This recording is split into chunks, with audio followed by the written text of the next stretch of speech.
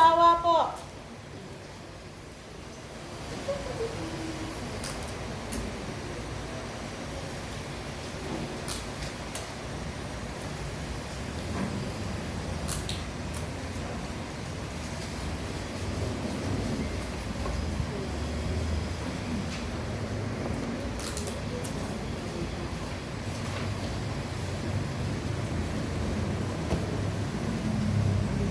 Basa.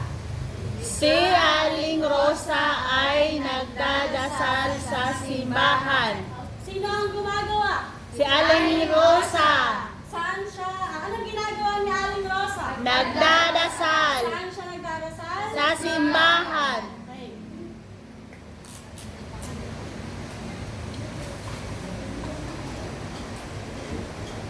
Pakibasa. Ang janitor ay naglilinis ng palikuran. Sino ang gumagawa? Janitor Ano ang ginagawa niya? naglilinis Saan siya naglilinis? palikuran. Magaling. O, lagyan natin ng malakas na palakpakan.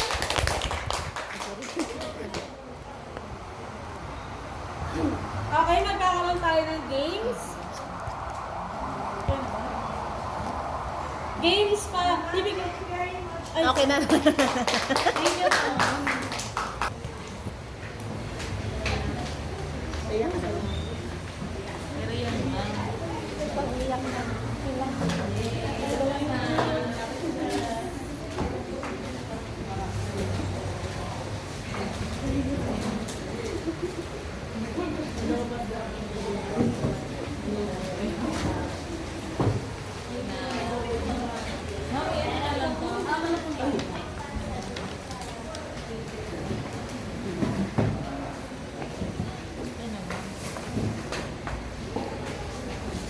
Lapit na. Lapit na.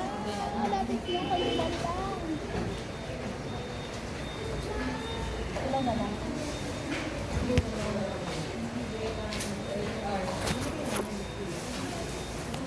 Maaari po bang tumayo ang lahat para sa ating panalangin? At tayo po ay maupo. Okay, ako po pala si Teacher Jean, ang inyong guro sa Science 3. Maaari ko po bang malaman kung may mga liban sa ating klase? Wala po. Magaling! At ang lahat ay naririto. Handa na po ba sa pagbabalik aral natin sa nakaraang aralin? Ngayon, maaari po bang malaman kung ano ang pinag-aralan natin ng nakaraang araw? Okay, magaling. Ang pinag-aaralan natin ng nakaraang araw ay iba't ibang nakikita sa ating kapaligiran. Maaari po bang magbigay kung ano ang nakikita sa ating kapaligiran? Yes po, ma'am? Yes po? Puno. Yes, puno. Ano pa po? Bahay. Magaling. Ano pa po? Bundok. Okay, magaling. Maaari po ba natin talakayin o maaari niyo po ba sagutin kung bakit gaano kahalaga ang mga bundok, puno sa ating kapaligiran? Opo. Gaano siya kahalaga? Okay, magaling po. Ito po ay nakakatulong sa lahat ng tao o sa ating kapaligiran upang halimbawa ang mga baha o mga landslide, okay, nakakatulong po sila. Okay, ngayon naman po, para lubos nating maunawaan ang ating aralin, tayo ay magkakaroon ng maikling aktibidad, okay? So, ang lahat po ay magtaas lamang po ng kamay para sa mga nais sumagot. Okay, sa unang katanungan, yes po ma'am? Ang mga tao ay nagkakasakit dahil sa maduming hangin dulot ng usok na nagmumula sa pabrika. Sa tingin po ninyo, tama po ba o mali? Check po ba o Mali. X? Mali. Magaling. Okay. Ikalawa? Yes po, ma'am. Maraming mga nabubuhay na isda sa karagatan. Check po ba? Or Check X? po. Check. Magaling. Ikatlo? Masayang naglalaro ang sa maayos na at malinis sa parke ang mga bata. Check. Okay. Magaling. So, ikaapat? Yes po, ma'am. Maraming mga tanim na halaman at puno sa aming pagitan. Check po ba or X? Tama. Okay. Magaling. At ang huling katanungan, yes po? Okay, magaling. Ngayon naman, may dalawang retrato o larawan po akong ipapakita sa inyo. Suriin natin, ano nga ba ang una at pangalawang larawan na ipinapakita? Sa unang larawan, ano po napapansin sa unang larawan? Okay, magaling. Meron po maaraw na panahon. Okay.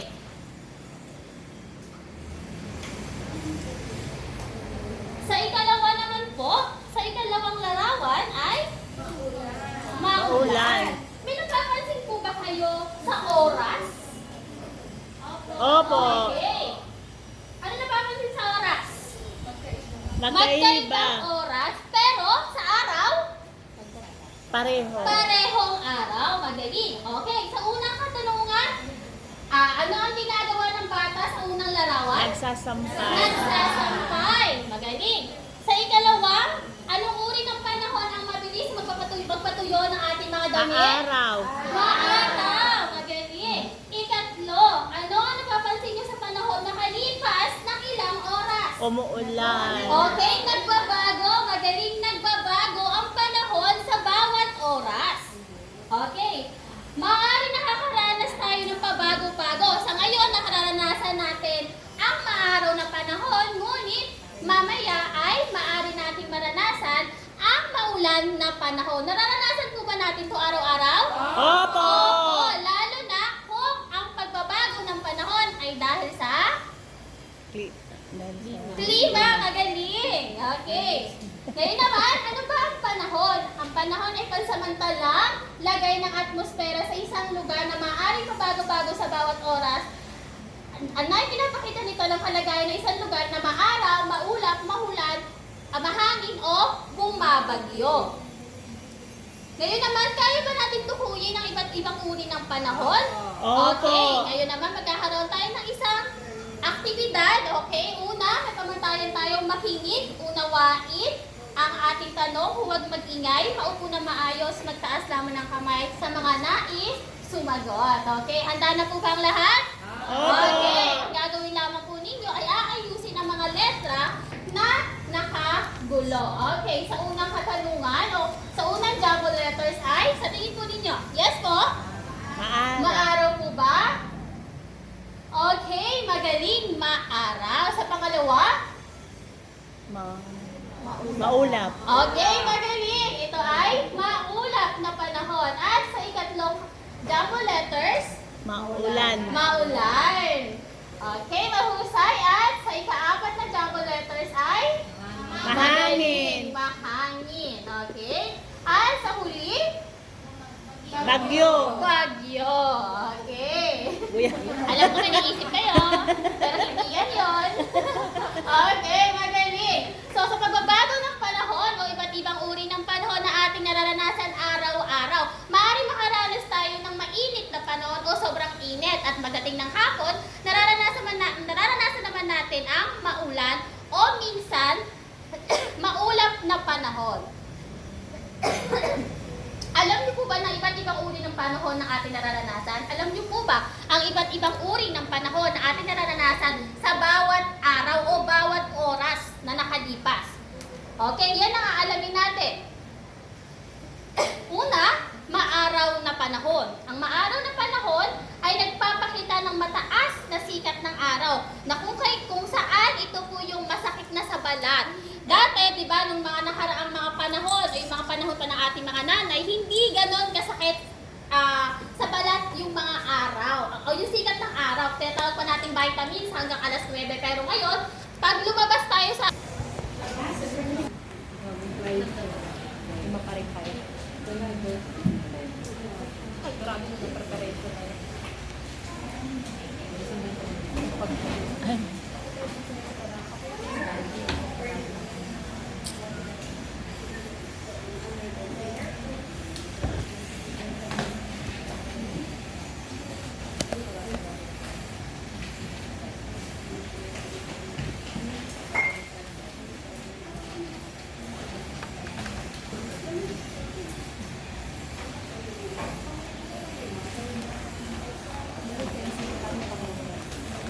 May eraser mo.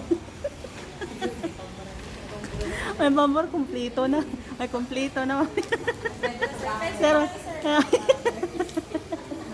may pencil na kami. Saan na ba tulapin? Wala na. Tapos na? Umihi ka ata dito eh. Ano ba yung sino nagbigay? Ah, Hindi isa po, sir. Isa po. wala na. Umihi ka eh. Dito yun nila pag di ba? Sayang. Advantage pala kung kapag nandito tayo sa harapan.